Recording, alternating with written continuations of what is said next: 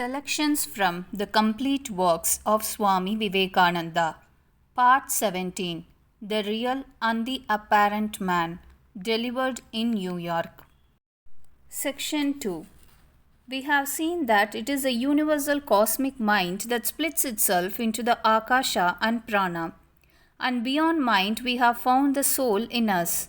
In the universe, behind the universal mind, there is a soul that exists, and it is called God. In the individual, it is the soul of man. In this universe, in the cosmos, just as the universal mind becomes evolved into Akasha and Prana, even so we may find that the universal soul itself becomes evolved as mind. Is it really so with the individual man? Is his mind the creator of his body and his soul the creator of his mind? That is to say, are his body, his mind and his soul three different existences, or are they three in one, or again are they different states of existence of the same unit being? We shall gradually try to find an answer to this question. The first step that we have now gained is this. Here is this external body. Behind this external body are the organs, the mind, the intellect, and behind this is the soul. At the first step, we have found, as it were, that the soul is separate from the body, separate from the mind itself. Opinions in the religious world become divided at this point, and the departure is this.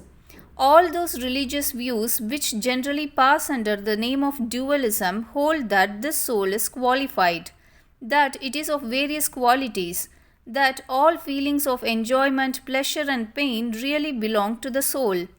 The non-dualists deny that the soul has any such qualities. They say it is unqualified. Let me first take up the dualist and try to present to you their position with regard to the soul and its destiny. Next, the system that contradicts them. And lastly, let us try to find the harmony which non-dualism will bring to us. This soul of man, because it is separate from the mind and body, because it is not composed of Akasha and Prana, must be immortal. Why? What do we mean by mortality? Decomposition. And that is only possible for things that are the result of composition. Anything that is made of 2 or 3 ingredients must become decomposed. That alone which is not the result of composition can never become decomposed, and therefore can never die. It is immortal. It has been existing throughout eternity. It is uncreate. Every item of creation is simply a composition. No one ever saw creation come out of nothing. All that we know of creation is a combination of already existing things into newer forms. That being so, this soul of man, being simple, must have been existing forever, and it will exist forever. When this body falls off, the soul lives on. According to the Vedantist, when this body dissolves, the vital forces of the man go back to his mind, and the mind becomes dissolved, as it were, into the prana. And that prana enters into the soul of man, and the soul of man comes out clothed, as it were, with what they call the fine body, the mental body or spiritual body, as you may like to call it. In this body are the samskaras of the man. What are the samskaras? The mind is like a lake, and every thought is like a wave upon that lake. Just as in the lake waves arise and then fall down and disappear, so these thought waves are continually rising in the mind stuff and then disappearing, but they do not disappear forever. They become finer and finer, but they are all there, ready to start up at another time, when called upon to do so. Memory is simply calling back into waveform some of those thoughts which have gone into the finer state of existence. Thus, everything that we have thought, every action that we have done is lodged in the mind. It is all there in fine form. And when man dies, the sum total of the impressions is in the mind, which again works upon a little fine material as a medium. The soul, clothed as it were with these impressions, and the fine body passes out, and the destiny of the soul is guided by the resultant of all different forces represented by the different impressions. According to us, there are 3 different goals for the soul. Those that are very spiritual, when they die, follow the solar rays and reach what is called the solar sphere, through which they reach what is called the lunar sphere, and through that they reach what is called the sphere of lightning, and there they meet with another soul who is already blessed, and he guides the newcomer forward to the highest of all spheres, which is called the Brahmaloka, the sphere of Brahma. There, these souls attain to omniscience and omnipotence, become almost as powerful and all-knowing as God Himself, and they reside there forever, according to the dualist, or according to the non-dualist. They become one with the universal at the end of the cycle. The next class of persons who have been doing good works with selfish motives are carried by the result of their good works when they die to what is called the lunar sphere, where there are various heavens, and there they acquire fine bodies, the bodies of gods. They become gods and live there, and enjoy the blessings of heaven for a long period, and after that period is finished, the old karma is again upon them, and so they fall back again to the earth.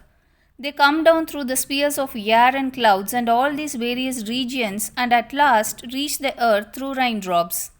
There on the earth they attach themselves to some cereal which is eventually eaten by some man who is fit to supply them with material to make a new body.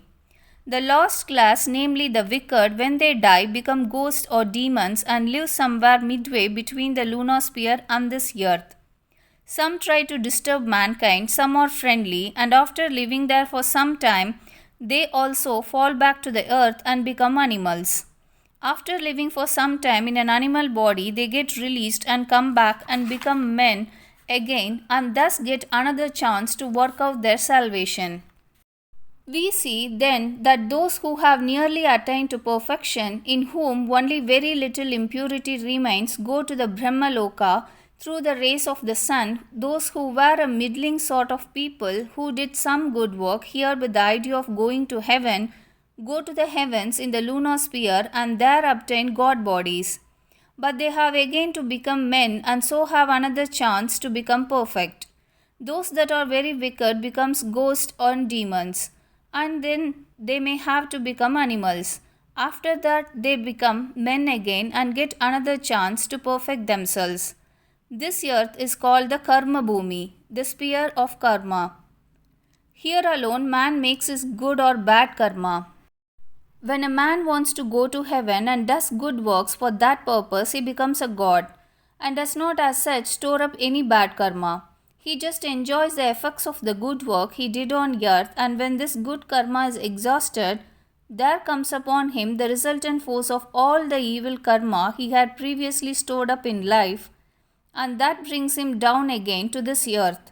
In the same way, those that become ghosts remain in that state, not giving rise to fresh karma, but suffer the evil results of their past mind seeds, and later on remain for a time in an animal body without causing any fresh karma.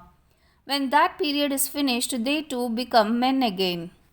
The states of reward and punishment due to good and bad karmas are devoid of the force of generating fresh karma. They have only to be enjoyed or suffered. If there is an extraordinarily good or extraordinarily evil karma, it bears fruit very quickly. For instance, if a man has been doing many evil things all his life but does one good act, the result of that good act will immediately appear, but when that result has been gone through, all the evil acts must produce their results also. All men who do certain good and great acts, but the general tenor of whose lives has not been correct, will become gods, and after living for some time in god bodies, enjoying the powers of gods, they will have again to become men. When the power of the good acts is thus finished, the old evil comes up to be worked out. Those who do extraordinary evil acts have to put on ghost and devil bodies, and when the effect of those evil actions is exhausted, the little good action which remains associated with them makes them again become men. The way to Brahmaloka, from which there is no more fall or return, is called the Devayana, that is, the way to God. The way to heaven is known as Pitriyana, that is, the way to the fathers. Man, therefore, according to the Vedanta philosophy, is the greatest being that is in the universe, and this world of work the best place in it, because only herein is the greatest and the best chance for him to become perfect. Angels or gods, whatever you may call them, have all to become men if they want to become perfect. This is the great center, the wonderful poise and the wonderful opportunity, this human life. We come next to the other aspect of philosophy. There are Buddhists who deny the whole theory of the soul that I have just now been propounding. What use is there, says the Buddhist, to assume something as the substratum, as background of this body and mind? Why may we not allow thoughts to run on? Why admit a third substance beyond this organism composed of mind and body, a third substance called the soul? What is its use? Is not this organism sufficient to explain itself? Why take a third something? These arguments are very powerful. This reasoning is very strong. So far as outside research goes, we see that the organism is a sufficient explanation of itself. At least many of us see it in that light. Why then need there be a soul as substratum? As a something which is neither mind nor body but stands as a background for both mind and body. Let there be only mind and body. Body is the name of a stream of matter continuously changing. Mind is the name of a stream of consciousness or thought continuously changing. What produces the apparent unity between these two? This unity does not really exist, let us say. Take, for instance, a lighted torch and whirl it rapidly before you. You see a circle of fire. The circle does not really exist, but because the torch is continuously moving, it leaves the appearance of a circle. So there is no unity in this life. It is a mass of matter continuously rushing down, and the whole of this matter you may call one unity, but no more. So is mind. Each thought is separate from every other thought. It is only the rushing current that leaves behind the illusion of unity. There is no need of a third substance. This universal phenomenon of body and the mind is all that really is. Do not posit something behind it. You will find that this Buddhist thought has been taken up by certain sects and schools in modern times, and all of them claim that it is new, their own invention. This has been the central idea of most of the Buddhistic philosophies, that this world is itself all sufficient, that you need not ask for any background at all. All that is this sense universe. What is the use of thinking of something as a support to this universe?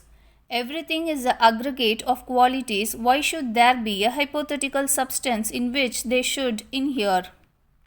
The idea of substance comes from the rapid interchanging of qualities, not from something unchangeable which exists behind them. We see how wonderful some of these arguments are, and they appeal easily to the ordinary experience of humanity. In fact, not one in a million can think of anything other than phenomena. To the vast majority of men, nature appears to be only a changing, whirling, combining, mingling mass of change. Few of us ever have a glimpse of the calm sea behind.